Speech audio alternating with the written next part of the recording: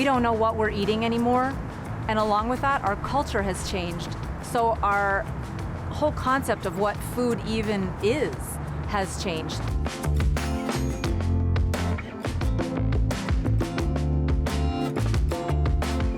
Because our bodies are made out of the food that we eat. We are what we eat. And as Michael Pollan said in his books, the food system has changed more in the past 50 years than it had in the past 10,000. We don't know what we're eating anymore. And along with that, our culture has changed.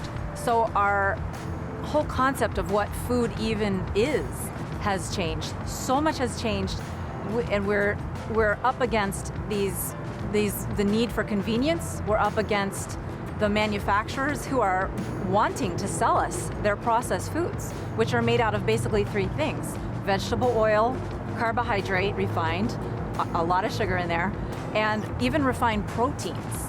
So we're eating foods that are mostly just these three main ingredients. And unfortunately, so much happens during the refining that is lost, that even if we think we're eating a balanced meal in terms of protein, carbohydrate, fat, calories, we can't possibly be unless we're very attuned to what a healthy, balanced diet is, and not enough people in my practice have been. I have to do an awful lot of education.